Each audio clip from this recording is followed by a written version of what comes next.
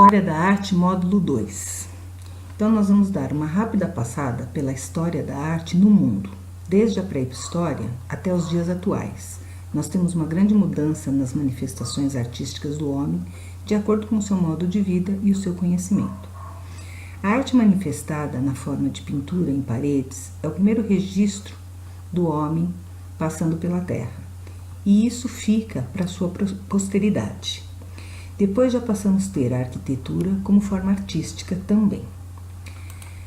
Aqui, quando o homem pré-histórico ele marca as paredes da caverna onde ele habita, ele deixa um registro de dados, onde podemos estudar e conhecer as mudanças de hábito ao longo dos anos. Isso é o que diferencia o homem do resto dos animais. Voltando na pré-história, mais ou menos 15 mil anos atrás, nós temos os primeiros registros de pinturas em cavernas, encontradas na região da Espanha e da França, como este bisão, que foi pintado com carvão, pode ter sido usado também sangue humano ou até de animais, e mesmo tinta extraída de plantas para compor a coloração. O homem pré-histórico ele não tem muitos recursos e não tem modelos para estudar o que o antecede. Ele retrata o que está ao seu redor, de uma forma extremamente infantil e até mesmo grotesca. Aqui nós temos uma escultura dessa época, que é uma Vênus. Pode perceber que as proporções dela não são reais a um ser humano, mas é a forma que o homem da pré-história consegue representar o que ele tem ao seu alcance, tá ok? Depois a gente tem, numa época de 5.000 a.C., a Mesopotâmia. Era a antiga Babilônia, essa região, que hoje, na verdade, é a região do Iraque, para facilitar um pouquinho a nossa localização na história.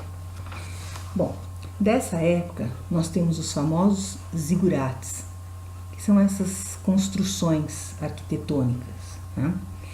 Ele foi construído por vários povos e eles são muito grandes.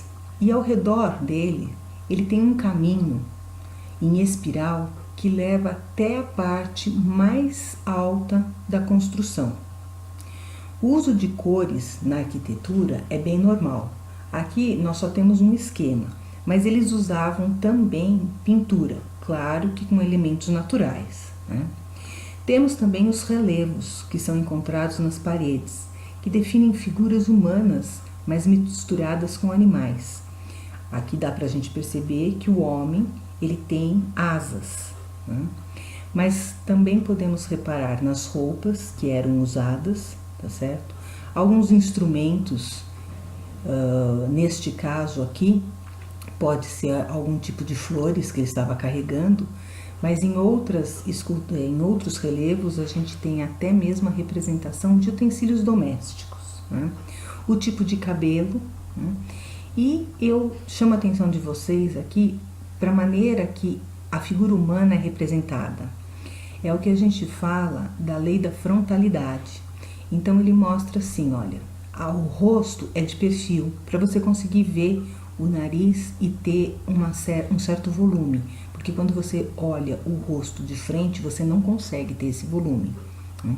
Agora as mãos, elas estão espalmadas, mostradas de frente.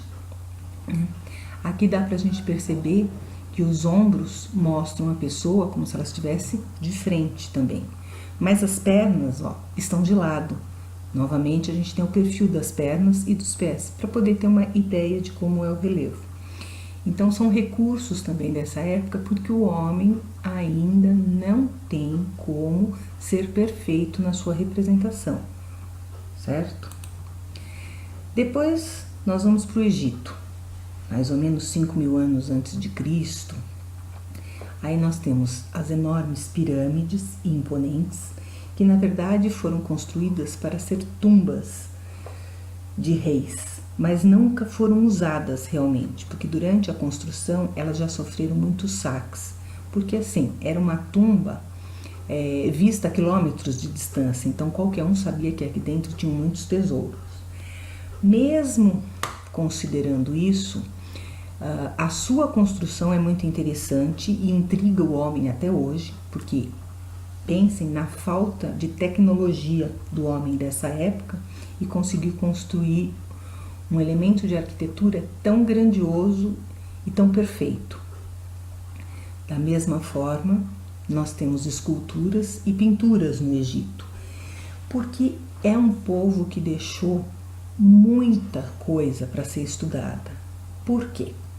Porque eles enterravam durante muitos anos os seus reis em tumbas que não são mais pirâmides, e sim tumbas subterrâneas, para que ninguém soubesse onde elas estavam, com muitos dos seus pertences.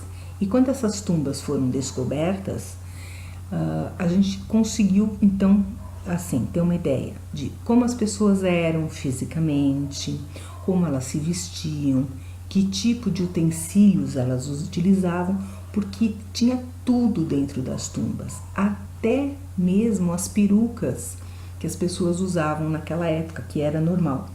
Então, tudo isso ajuda a nós hoje podermos ter ideia de toda a evolução que o homem teve. Também no Egito, uma coisa muito interessante era o uso de cores. Eles usavam muitas cores na escultura, na pintura e nos utensílios que eles tinham, certo? Depois nós vamos para a Grécia. A Grécia data mais ou menos de 700 a.C. É chamada a Era Clássica da Arte. O berço da democracia leva a arquitetura, a escultura e a pintura ao mais alto patamar da arte, exaltando a beleza humana. Um exemplo clássico é a Vênus de Milo. Apesar da beleza perfeita, ela ainda é imperfeita, porque faltam os braços.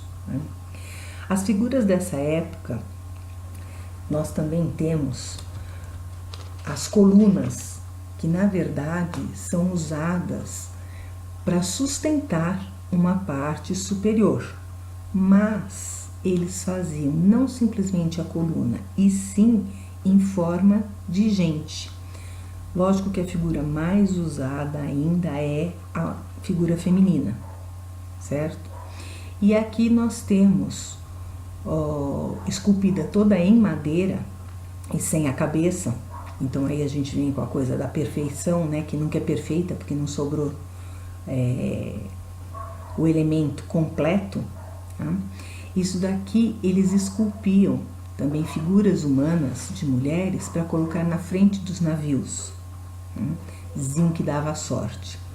O importante é a gente perceber que nessa arte da Grécia, tá, o corpo realmente ele tem muito valor na proporção.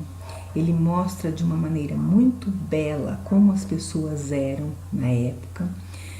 Os gregos realmente se superam em mostrar as vestes, os utensílios, a maneira de viver naquela época.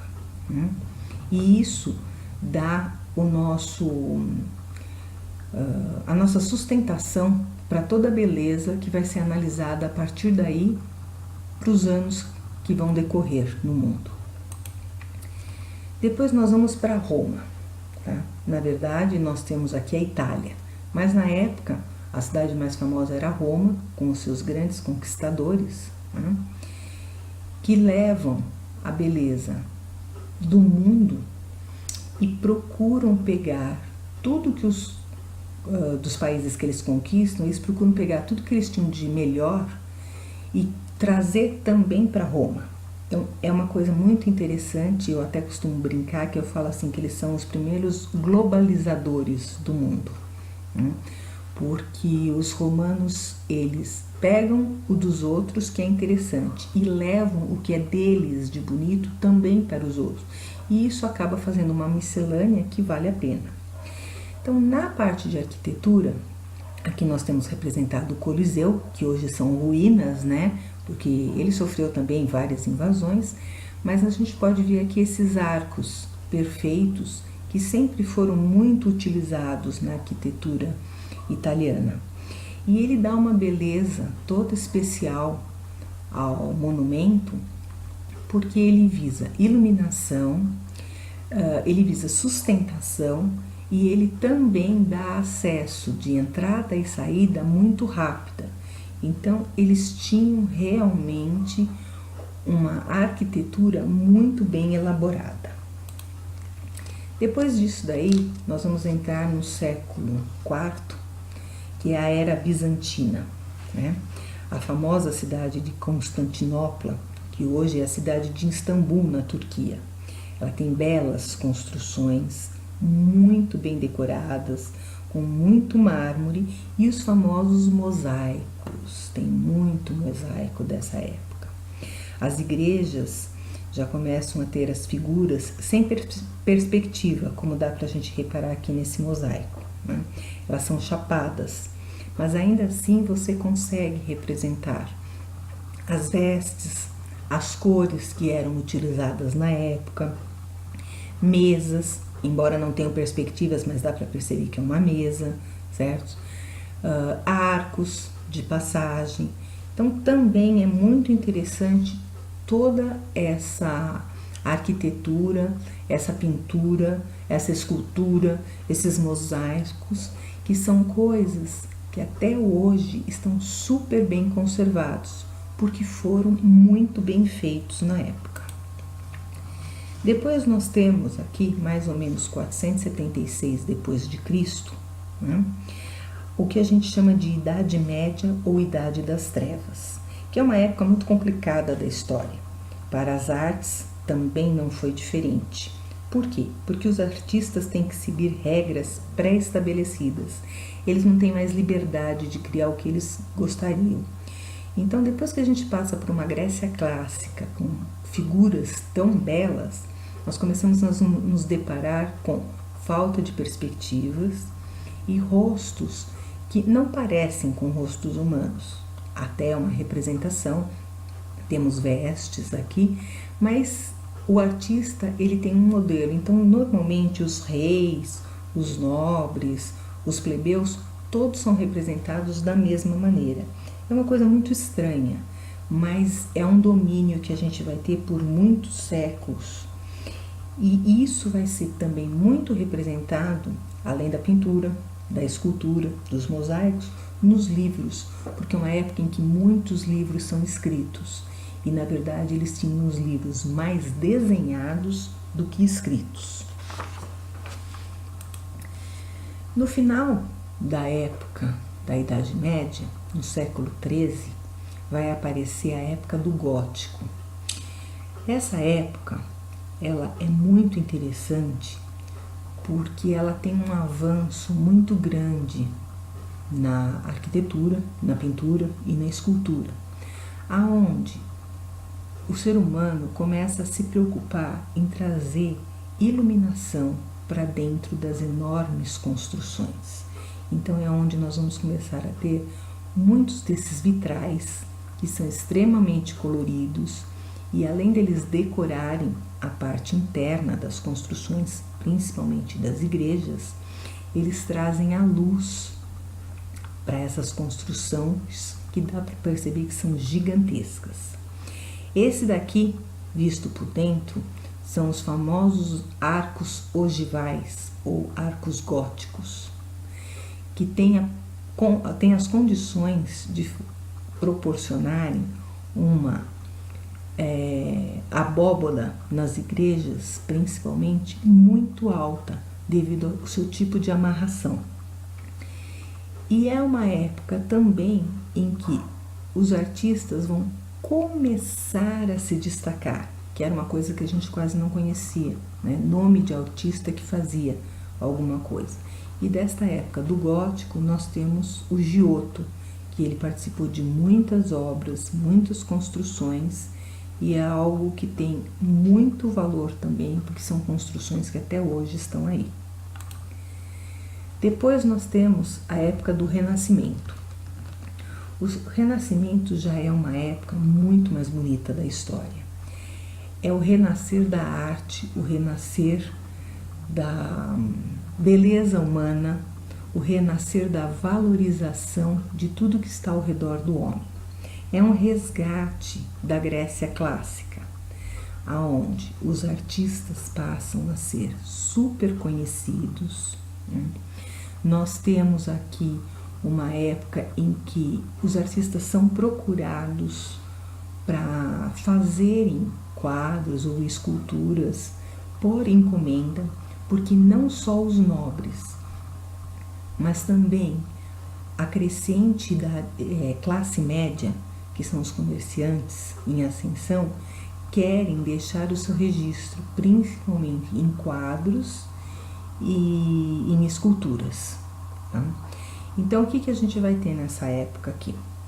Nós vamos ter a volta de um colorido que condiz com uma realidade, a figura humana representada de uma forma que a humanidade é realmente, a volta da perspectiva que nos dá a noção de profundidade nos ambientes internos ou externos, mas ainda nós temos mais uma representação de ambientes internos, né? A volta da valorização do corpo humano, embora não exaltando a beleza do corpo como na Grécia, mas ainda mostrando que tínhamos proporções, né? E dessa época nós vamos ter os grandes pintores, escultores e arquitetos como Donatello, Da Vinci, Michelangelo, que fazem descobertas onde eles têm ateliês e têm seguidores. E esses seguidores, eles na verdade são auxiliares que estudam junto com o artista por muitos anos para desenvolver qualquer tipo de arte. Por quê? Eram artes imensas, quadros ou paredes pintadas gigantescos e que levavam até anos para serem feitos. Por que isso? Porque tinha o problema de status e se tinha espaço para tudo isso. Então, todas as obras também dessa época são muito grandes, realmente, mas são ricas em detalhes, né? O que nos ajuda a voltar a ter um entendimento do que é a vida do homem. Depois, nós vamos ter a época barroca, está no século XVI. O barroco está voltado muito ao luxo, à vida de prazeres e principalmente ao exagero nos adornos. O belo ainda é o centro de tudo. A perspectiva continua sendo usada da melhor forma, mas a gente não tem mais a figura principal da obra centralizada. Ela pode estar deslocada do centro e ainda assim se consegue um equilíbrio perfeito. Na arquitetura nós vamos ter o uso de escadarias, espelhos, e também os artistas que são muito famosos nessa época. Rubens é um deles, e ele é muito requisitado. O corpo humano, como nós podemos ver aqui nesse óleo sobre tela, que são as três graças, ele volta a ser representado com a beleza da época. Então é assim, na Grécia a gente tinha uma exaltação do corpo humano, principalmente porque nós tínhamos os guerreiros, certo? E os atletas. Aqui a ideia não é destacar guerreiros nem atletas, mas a beleza do humano realmente da época, o jeito que as pessoas eram. Então assim, as pessoas eram gordinhas? Sim, elas eram gordinhas e eram muito bonitas. Tinha celulite? Tinha, e ninguém se incomodava com isso. Era a realidade, tá? Era o cotidiano, porque o homem, sempre que faz um registro em arquitetura, pintura ou escultura, a ideia é registrar o cotidiano dele, contar uma história. Nesta tela que nós temos aqui do lado, dá para perceber todo um ambiente interno, como se fosse realmente um castelo. Temos uma lareira, temos um quadro com mapas, a importância das janelas para trazer a iluminação. Dá para a gente perceber que essa iluminação é muito importante para dar a parte clara ou escura no quadro. Então você não tem uma luz artificial, você usa uma luz natural para fazer isso. E é uma época muito rica também da história. Claro que um período menor. À medida que se passam os tempos, né, o homem vai tendo mudanças mais rápidas. No início você tinha séculos para ter algum tipo de mudança, agora a gente já tem períodos menores. E querendo esticar essa época do barroco, nós temos o famoso rococó do século XVIII. Né? É a vida totalmente fútil e extravagante. As festas, jardins, a riqueza acima de tudo. Voltaire é um artista muito procurado nessa época e o nu feminino é muito mais enfatizado. Além do que as pessoas, principalmente os nobres, como aqui no quadro de Luís XIV, eles posam para fotografia. E na época não tinha Photoshop, claro, mas o artista ele dava uma incrementada nas pessoas, ou nas vestes, ou na cena.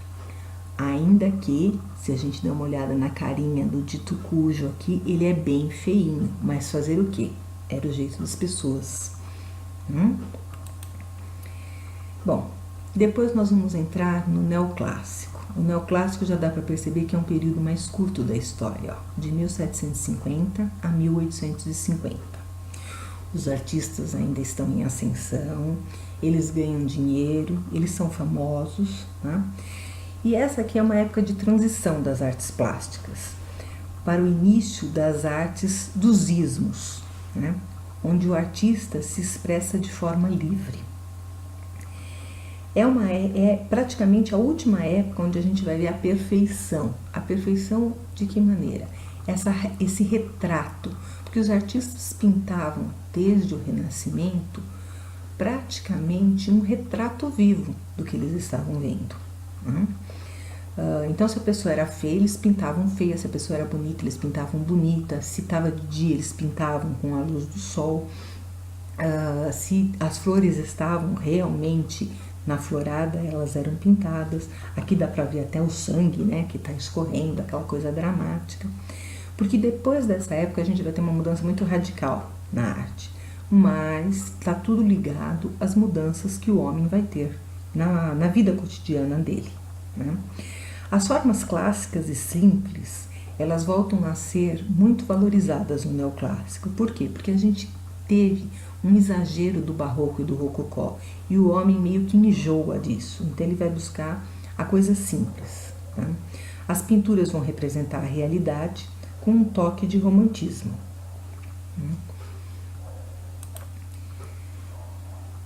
Aí nós temos aqui o romantismo em si, que é o século XIX.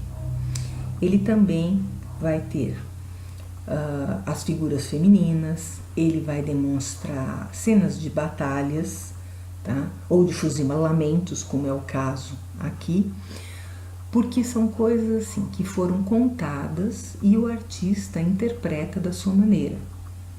Num caso como este aqui, que é uma cena de fuzilamento, com certeza o artista não estava presente. Então ele deu a interpretação dele. Aqui no quadro da Grande Odalisca, ela até já pode ter posado para o artista. Mas eu chamo a atenção de vocês para o seguinte: para quem entende um pouco de anatomia, não é o nosso caso, mas às vezes tem alguém que entende, se vocês perceberem, o corpo desta mulher ele está bem alongado. Então o artista já começa a fazer da arte uma coisa buscando o seu jeito de demonstrar, ou seja, a beleza do jeito que ele enxerga. Então, para o corpo ficar mais bonito, ele teria que ser um pouco mais longo. Vamos considerar que é o Photoshop da época, tá certo? É assim que a gente tem que ver isso daqui. E aí nós temos a nossa grande mudança na visão da arte. O famoso impressionismo de 1870 a 1880. O que acontece nessa época? Nós estamos a um passo da era moderna. É uma época em que a primeira exposição de arte, ela existe no mundo. Até então não tinha isso. Os quadros já passam a ser bem menores, né? A fotografia está em alta. Então pergunta o artista a si mesmo: por que eu vou continuar pintando as coisas de forma tão perfeita? se eu posso, com um clique, registrar o momento. Então ele passa a se preocupar a ter a impressão primeira do que está acontecendo. Ou seja, se o dia amanheceu, ele amanhece em questão de minutos. As cores mudam, então ele rapidamente pinta um quadro retratando esse amanhecer. Tem que ser muito rápido. Com isso ele tem pinceladas curtas e rápidas. Neste quadro, ao óleo de Monet, dá bem para perceber isso. Você tem pinceladas que parecem borrões, na verdade, mas dá para você perceber que você tem a natureza, tem uma ponte, aqui você tem um lago com flores, ok? Já neste quadro de Renoir, como ele não está na cor original, mas se vocês buscarem na pesquisa, vocês vão ver as cores originais, então dá para você perceber que a reunião desse pessoal aqui, né, no Moulin de Lagaret, é ao ar livre e tem árvores, então a luz passa através das árvores e aí ela faz pontos de luz nas pessoas. Então o artista agora ele está buscando essa influência da natureza, não mais um ambiente fechado, onde, entre aspas, ele domina a luz, né, porque você já tem condições de ter iluminação adequada, mas sim esse retrato da natureza com uma interpretação mais livre. Por isso que é o impressionismo. Os rostos das pessoas ainda são um rosto clássico, um rosto mais perfeito, mas as roupas e o que está ao redor são pinceladas bem mais rápidas. Depois a gente vai ter o chamado simbolismo. O que é isso? É uma realidade e a perfeição que não é mais importante para o artista. Então ele procura símbolos para retratar as coisas que ele quer mostrar, tá certo?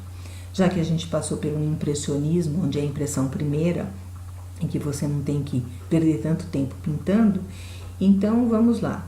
Esquece um pouco da perspectiva, né? Mistura o sonho com a realidade e pinta sem ter a preocupação de ter a perfeição. Aqui dá pra gente ver uma tela de Rousseau, que é um grande pintor dessa época, né? Onde você tem uma mulher deitada, um violão do lado, né? A impressão que a gente tem é que ela está deitada num chão de areia, poderia ser até uma praia, e você tem um leão aí do lado e a lua brilhando. Na verdade não faz muito sentido, né? Mas o importante agora não é mais ter tanto sentido, e sim o artista se expressar da maneira que acha melhor. Em seguida, nós vamos ter o expressionismo. O expressionismo é a arte de chocar, tá? É uma época que a gente considera dos artistas problemáticos, né? Então, eles deformam a arte com apelo e emoção. É como esse famoso quadro de Edvard Munch, O Grito. Você pode ver aqui que as cores, elas são muito vibrantes, né? Você não tem uma perspectiva perfeita. A figura que está aqui de um ser humano também não é perfeita. Ele está gritando, né, por horror, por ter visto alguma coisa.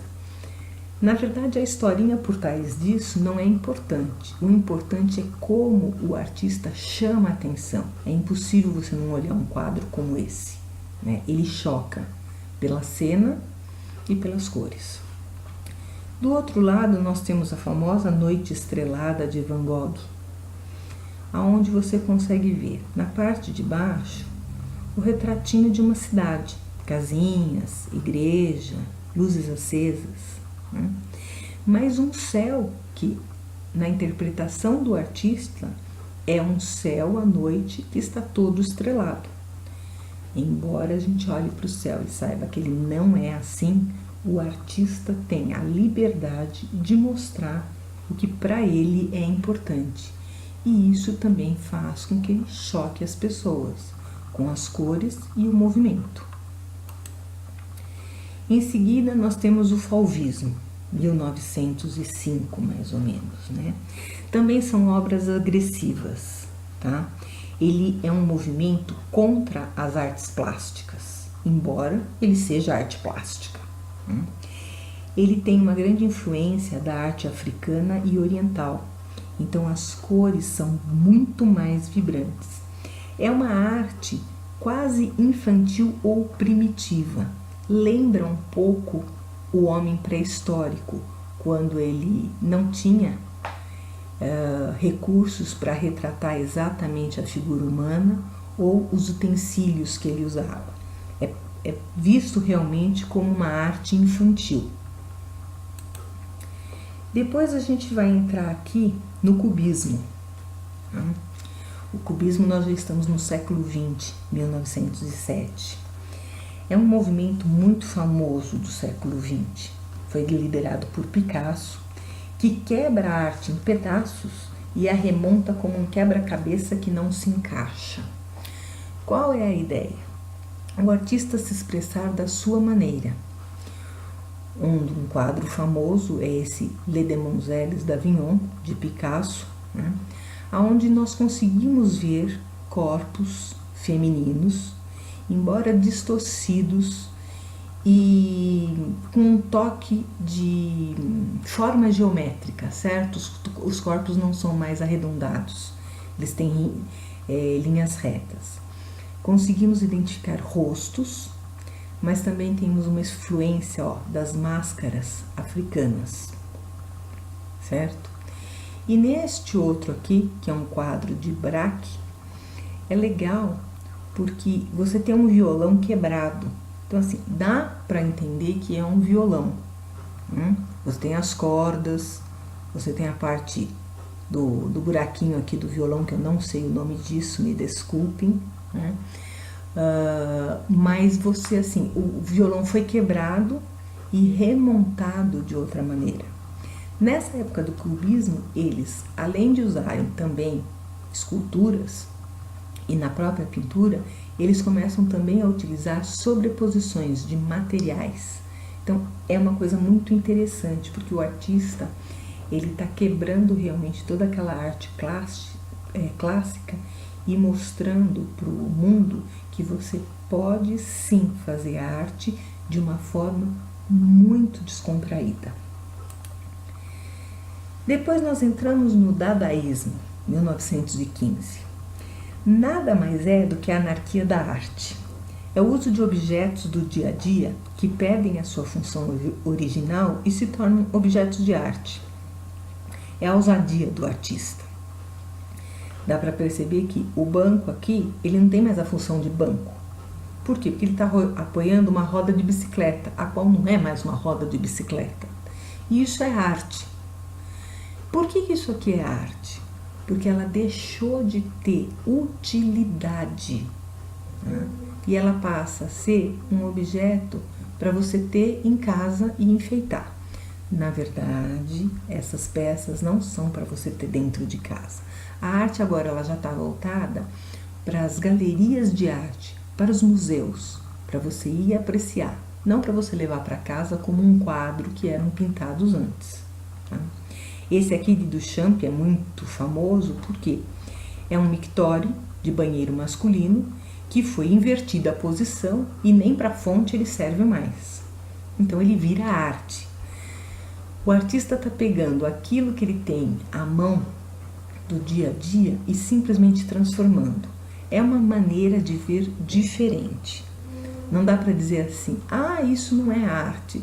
Na verdade é, porque alguém pensou em fazer isso e ninguém tinha pensado antes.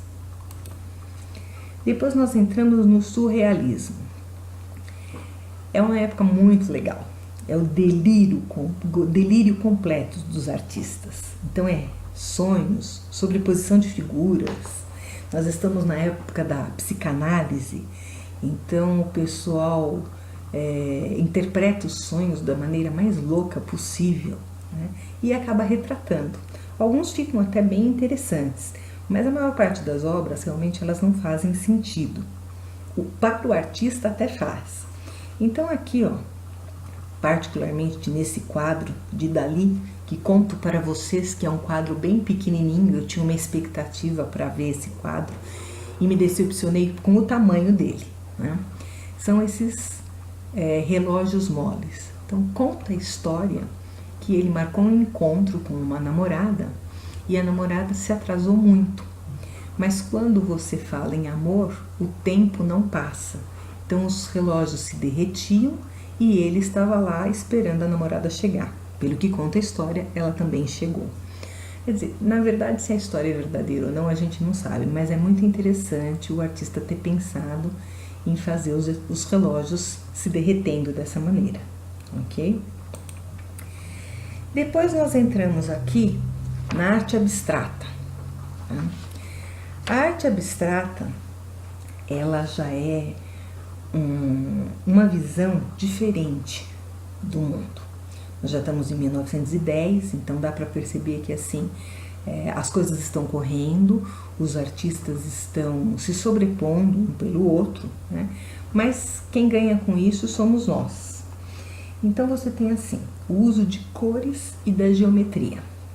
A geometria é uma forma que ela não é encontrada na natureza.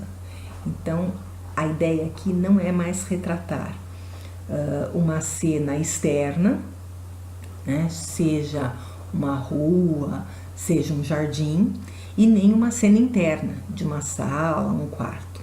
É simplesmente mexer com cores e linhas retas, ou até mesmo, como nós temos aqui, cores e ainda linhas curvas, mas abstratas, porque simplesmente não representa nada, ok? Aqui ele fala cifras e constelações amorosas de uma mulher. Aí você vai ficar procurando. Então, fica aí procurando, que o legal é isso na arte, tá? Você lê o nome da obra e você fica delirando e tentando imaginar o que estava lá. Aqui nessa composição de Mondrian, que é o vermelho, amarelo, azul e preto, que são as cores que ele usa, né? Existe uma interpretação dizendo que isso aqui era como se via Nova York de cima, que as ruas são extremamente retas, uma cidade muito planejada, né? Então são os quarteirões e a parte preta seriam as ruas. O interessante é assim, a cor acaba se sobressaindo na obra. Por quê? Porque no abstrato ninguém está preocupado em mostrar alguma forma realista. Está interessado em mostrar cores e a interpretação do artista para compor essas cores. Depois nós entramos aqui, anos 60, a pop art, a grande revolução do mundo. Nós já estamos com grandes artistas, tá, que usam da arte popular, uma arte para atingir as massas. Então ele realmente vai usar uma linguagem mais publicitária, falando na nossa linguagem atual, certo? Então ele usa as garrafinhas de Coca-Cola, a imagem de um artista como Marilyn Monroe, a própria bandeira americana sobreposta, como sendo arte. A arte simples, livre, que pode ser colocada em qualquer lugar. Pode estar numa galeria de arte, pode estar dentro da sua casa, pode estar num ônibus, pode estar na rua até. E essa é a ideia, né? Você usar poucos elementos, mas atrair a atenção do público, porque a arte é isso, ela tem que ser agradável para as pessoas. Seguindo aí nos anos 60, nós temos o minimalismo, é o mínimo no máximo. O que é isso? Nada mais é do que você usar poucas cores, como aqui o preto e o branco, mas numa composição muito interessante, que se você ficar olhando por algum tempo, parece que esse quadro ele se mexe. Você tem um fundo e uma frente nele, e ele dá volume, um tridimensional que na verdade não existe. É algo muito interessante também para a evolução do homem. Depois nós entramos na arte conceitual. O que é a arte conceitual? É aquilo que nós temos de arte até hoje, na verdade. Ela precisa ser explicada, tá? Existe um conceito por que foi feito. Então o artista pensou muito mais por que queria fazer e ele praticamente conta uma historinha sobre essa arte. É uma arte que ela não é feita para levar para casa. É uma arte para ficar nas galerias, para ficar dentro de museus para serem expostas. É uma arte itinerante. Ela pode estar aqui em São Paulo, depois ela é montada lá em Belo Horizonte, ela pode ir para Nova York, ela pode ir para Paris, e assim o mundo todo pode ver. Depois de um tempo ela simplesmente é desmontada e o artista faz outro tipo de instalação. A arte contemporânea. Contemporânea o que é? É a época em que nós estamos vivendo, não dá pra gente colocar um nome nessa época. Talvez daqui a anos alguém coloque um nome para a nossa era de hoje, mas nós chamamos de era contemporânea, porque a era moderna também já passou. Então o que a gente faz? São artistas que inovam, eles tentam fazer coisas que ninguém ainda pensou em fazer. Porque assim, a arte clássica já existiu, a arte primitiva já existiu, a época do exagero, como o barroco, já existiu, o impressionismo, os sonhos, tudo isso já existiu. Ele precisa fazer algo novo, né? É a época da tecnologia. Então aqui nós temos um exemplo legal, que é do Cristo, que é um artista contemporâneo, né? Onde ele faz assim, ele consegue patrocinadores que servem para ele materiais, para ele embalar, como é que fala? Museus, frentes de patrimônios, ou como nesse caso aqui, ele embalou uma ponte inteira. E por alguns dias, um mês, isso fica tudo embalado, as fotografias são tiradas e a arte é vendida em forma de fotografia.